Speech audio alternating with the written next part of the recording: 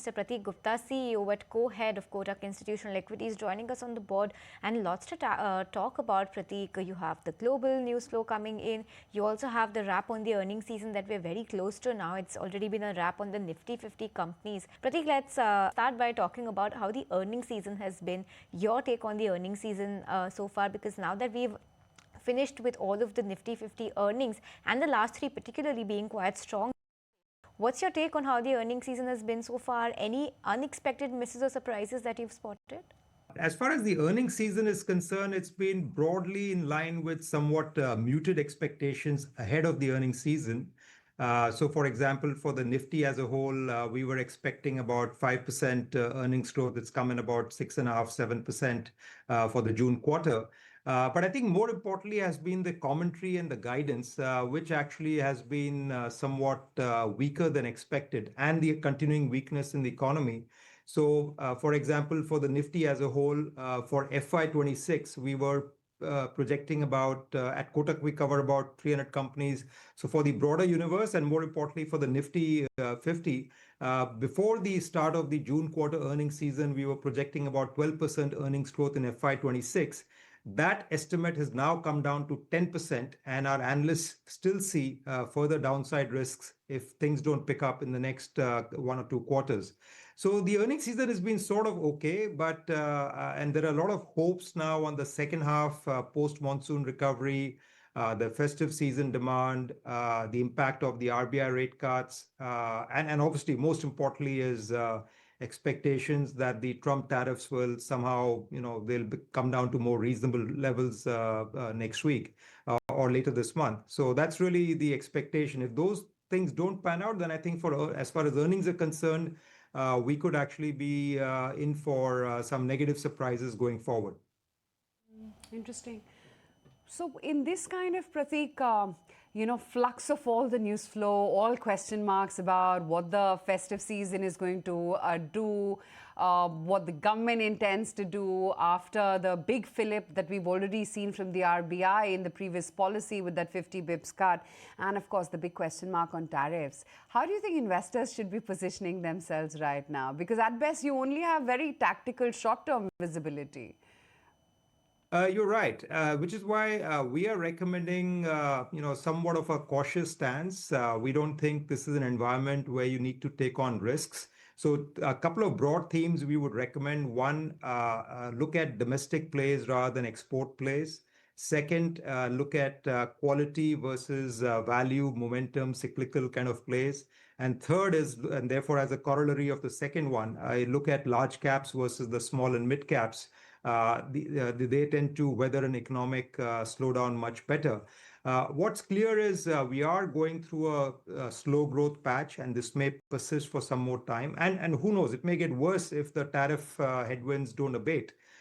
So we are in for a tough economic environment. We don't see signs of a very strong domestic economic recovery, at least not in the short term. We haven't seen any sort of government action as such coming through in terms of reforms. So until then, therefore, you have to be somewhat cautious. So therefore, stick to domestic plays, stay away from IT services, for example, where even before the US tariff threat, we were concerned about high valuations, second, the weakness in discretionary IT spending, and then you've got the AI risk coming through. We had ChatGPT 5 being released last week, so just shows overall how things are moving in that direction. So generally be cautious, stay away from cyclical or rather high beta plays, be defensive, and don't try and be a hero in this environment. That's sort of the broad advice. Hi Pratik, this is Shrishti also joining in. So like you have been mentioning that you have made some tweaks in your earnings estimate, which is now down to 10% versus 12% earlier. But help us understand which sectors are you spotting that may outperform this growth number? Because of late we have seen some sectors and some companies rather talking about the double-digit growth. Case in point being hospitals, case in point being the EMS companies and select pharma companies as well. But what's your sense that sectorally, which companies or sectors can go ahead and outperform the consensus growth? So, firstly, let me perhaps begin with sectors which are likely to underperform, and that's usually, typically this year, it's going to be the IT services companies, the consumer sector, where volume growth is still low single digit, revenue growth and maybe high single digits, and even the banks this year are likely to not show very strong earnings, both a combination of lower NIMs as well as higher credit costs. So these are the large sectors which will likely underperform. When it comes to outperformance, as you rightly pointed out, some of the sectors you mentioned, we also like them. Hospitals is definitely a space we like. This is a sector which is also somewhat unimpacted by the tariff situation or global slowdown. So that's a secular growth story. Valuations are a bit on the toppish side, but nonetheless, growth is very, very strong. So we like the hospital space. Hotels, airlines, this is another sector. These are other sectors that we like. Again, more domestic focused, less impacted by what's going on globally or with tariffs. Telecom, frankly, there's just one play there, Bharti. So we like that one as well. We also like some of the leading NBFCs where we think the decline in funding costs should basically help these guys, and the credit cost impact may not be as much. So we like some of the NBFCs and private banks. We don't think they will outperform from an earnings perspective, but valuations have come off. A lot of these stocks have come down sharply, and in the context of the overall market, these stocks are looking relatively more attractive. The Nifty is trading at 21 times. So you have to look for not just where earnings are very strong, which is, for example, the EMS companies you pointed out. They have very strong earnings growth, but valuations are off the charts. These stocks are trading at 60 to 80 times 1 year forward earnings. So we like the businesses, but not the stocks. Which is why we'd rather be in businesses which are not doing as well, like the banks, for example, but where valuations are a lot more attractive. So that's the take on what's looking good and where are you seeing conviction right now. But Pratik, also give us a sense on some of these new age consumption companies, if we could call those that, because we've seen numbers coming in from Nykaa, Honasa Consumer. So you have categories like BPC, fashion, all of them have been doing better compared to the traditional staples category that we've seen. What do you think lies ahead for overall consumption, given that we also have the festive and wedding season coming ahead? Where are you seeing this end or this pocket of consumption, the new age consumption names heading from here?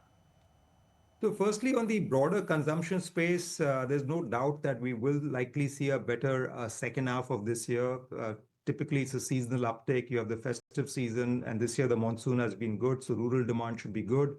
And so that's there. But I think the main question to ask is how much of that is priced in. So, and that's the problem with a lot of these consumer companies, which are trading from anywhere between 40 times to 60 times 1 year forward earnings. So, which is why we would rather play companies where sustainably on a longer term basis, apart from the cyclical second half seasonal uptick, you will see continued sustainable growth in the years ahead. And that usually is these consumer tech companies like some of the ones you mentioned, where they're gaining market share, they're pulling further away from some of the weaker competitors in this slow economic environment. So again, what we are saying is look for category leaders, even within the consumer sector. Look at these consumer tech companies, which are category leaders. Some of the names you mentioned, Nykaa, Honasa, etc. They are pulling further away from some of the weaker competitors. But again, the next 1 or 2 quarters are still going to be somewhat tough. Valuations are elevated. So don't expect any dramatic returns from their stocks in the near term. But on a 3 to 5 year basis, if you're willing to wait that long, these are the stocks we would like. Pratik, I'm wondering, I mean, since, everything is so tactical and myopic in nature right now, what about earnings from cement and chemicals? You think there were any positive surprises in there? Yeah, there have been some, cement in particular has done somewhat better than expected. But again, there's a lot of capacity addition coming through. Every major cement company is increasing capacity by, say, 6 to 8% per annum. Demand is more or less keeping pace. And here, the other problem is the real estate sector seems to be showing signs of slowing down. So that's a bit of a worrying sign. But on the positive side, you have the second half government capex, which is likely to kick in post September, October. So that should result in a fresh lease of life. Again, over here, valuations, most cement stocks are trading at very, very expensive valuations. So we have generally, for the last 6 to 9 months, been somewhat cautious on cement stocks. Chemicals, there is the other problem, which is competition from China, the tariff-related uncertainty. So chemicals as a space, we've been extremely negative on. Not just now, but for the last 2 years, and that call has largely worked out. And even now, most of these stocks are trading at anywhere between 25 to 40 times. There's a lot of capex going through. The demand visibility is quite poor, and there is the uncertainty about the competition from China. So chemicals we would definitely avoid. Cement is a bit more cyclical, and you have to sort of time your purchases. This is a commodity business. You go through periods of extreme undervaluation, sorry, extreme weakness in demand, and that's when you get a little bit of undervaluation, and that's when you sort of jump into these stocks, but not at this point in time. Right now, we would stay away from both these sectors. Okay, makes sense. Pratik, good to have you on the show. Thanks for your time today. Thank you.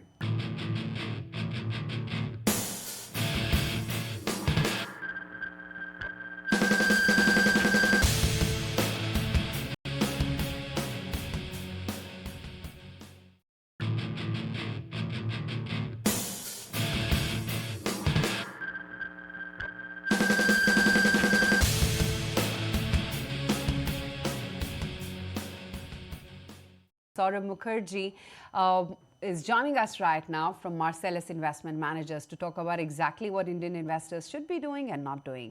Saurabh, hi, good to have you on the show. Saurabh, for someone who actually maps India's consumption patterns so closely, what is it that your read-through has been? Because it's really not been an across-the-board move when it comes to consumption. Rural is picking up, but is still patchy.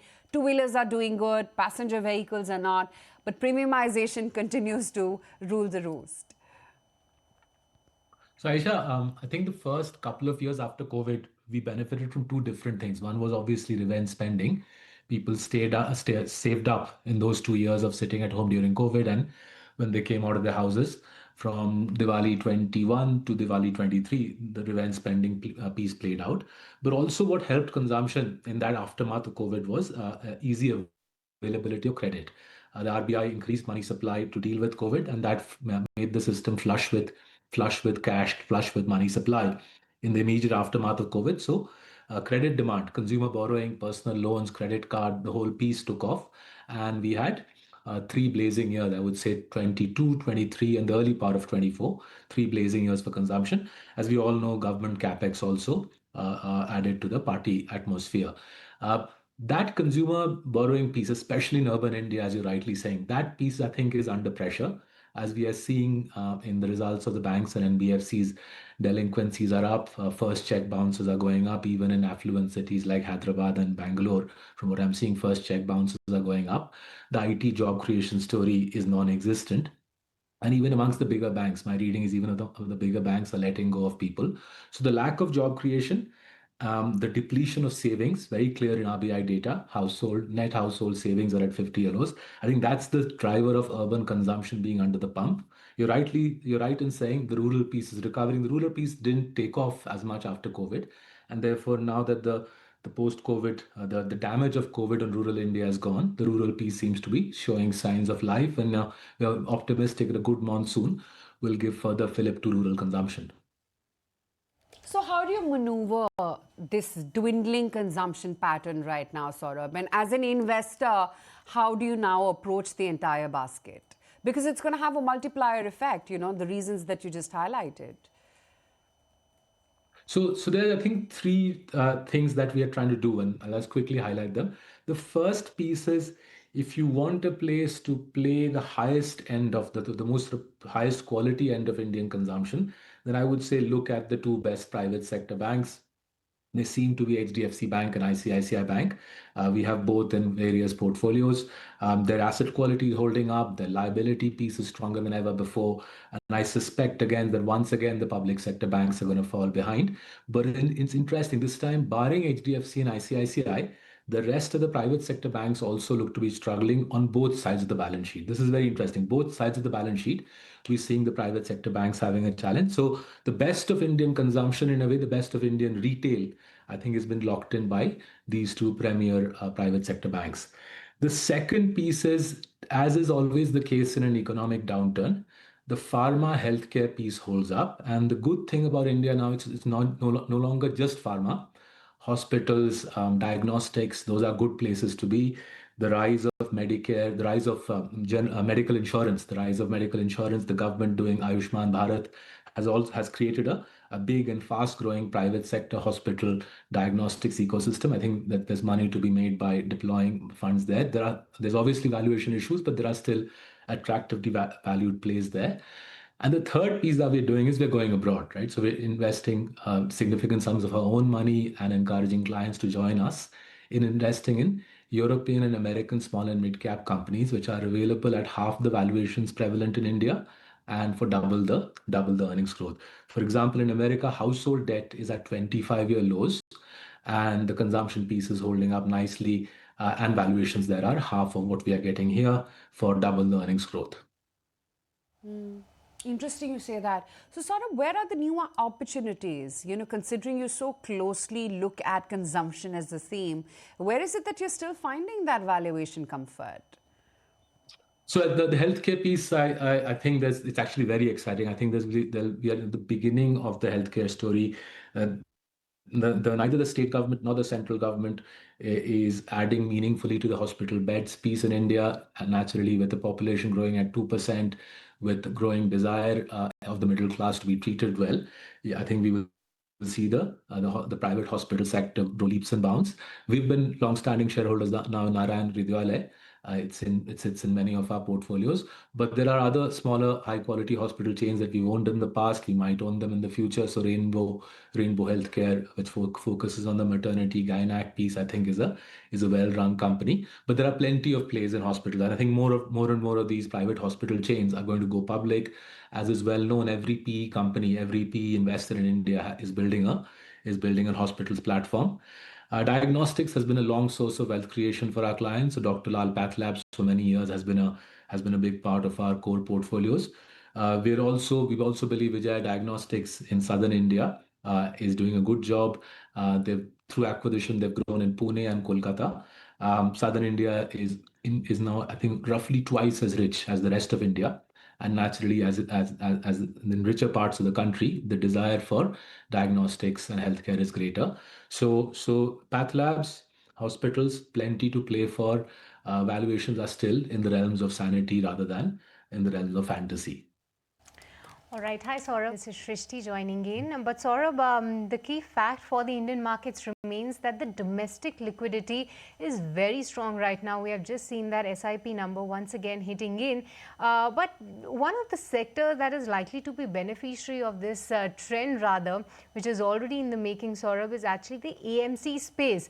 What's your take on that? Because this liquidity driven movement is what we are already seeing in select sectors. But do you believe in order to be a beneficiary of this story in the stock markets, AMCs can be a good bet? I would like to say that as a shareholder in my own AMC, I would like to say that. But I think I have to be realistic here.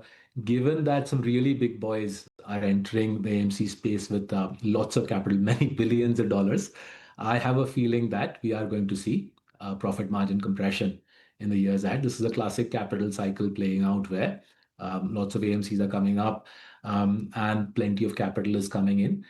So in our portfolios, coming back to our portfolios, we have sold out on our stock market plays, whether it's AMC, wealth management, the infrastructure which undergirds the stock market. So caution is a relevant part of investing, and looking at the juicy valuations in that space, we've sold out on the stock market related, the wealth management, asset management related plays in our portfolios.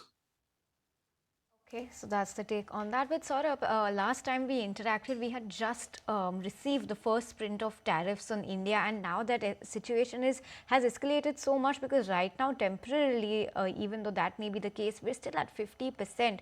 What's your outlook on what the impact could be on the markets if this number were to continue to be after above 25%, even after the meeting that we're all watching very closely?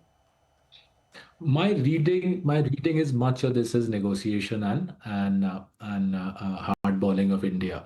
The critical negotiation here, I think, as you're alluding to, is the Putin-Trump negotiation. Clearly, to my mind, the American president is putting pressure on Russia by punishing India for buying Russian oil. Uh, Hopefully the Putin-Trump negotiation ends up in something fruitful, whether it's Ukraine, whether it is some sort of broader deal between Russia and America. Once that piece is off the table, I think that tariffs will come down. Once upon a time, I was hoping for 15. I think 15 looks unrealistic. I think a 20 type tariff on India, 20% on India, and hopefully 30% on China. A 20% tariff on India and 30% on China, I think will be a decent outcome here. It'll give India an advantage vis-a-vis China. It'll give the China plus one plays a fillip. It'll allow America to reduce its dependence on China. So 20 on India, 30 on China seems to my mind to be the steady state that we'll end up, say, 4 or 5 months out, once the Putin-Trump negotiations reach some logical end. Interesting. Sort of, what about the new age tech piece? Because, I've been chatting with many market experts and everyone's sort of scratching their head to figure out what could be the next banks. Now, of course, it's going to take some time to reach that kind of weightage that banks cherish and share right now. But anywhere where you feel leadership can come about and at least can give banks a stiff competition in years to come, not today, not tomorrow. So I think, Aisha, as you're alluding to, right, in banking, the RBI does, in a way, a great job for the incumbents by blocking new entries. So I think AU Finance got the first universal bank license in 10 or 11 years. In, I think, 30 years, India has had 3 new universal banks. So, but the RBI blocks entry into banking, and that, in a way, makes the job of the incumbents slightly easier. But in broking, in asset management, there is no such blocking of entry. And I think the sweeping up of the broking asset management space on the back of tech, disruption of asset management and broking on the back of tech is upon us. We've seen the impact of firms like Zerodha, firms like Grow.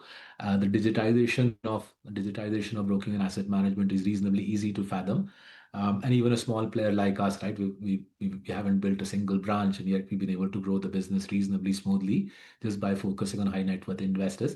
So the broking tech asset management space, right? The use of fintech to drive broking and asset management, I think, will be a big theme for the next decade.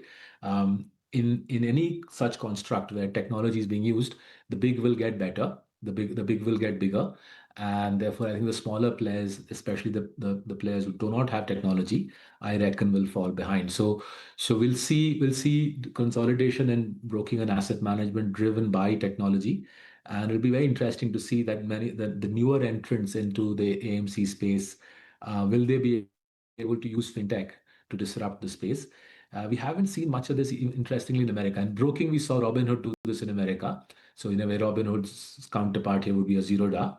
But in American asset management, we haven't seen tech play a disruptive role in consolidating American asset management. It'll be interesting to see whether the new age Indian AMCs are able to do that. But broking seems relatively clear. To my mind, I think AMCs also will consolidate on the back of fintech. Very interesting take. Saurabh, good chatting with you as always. Thanks for your time. Thank you. Thank you, Vishal.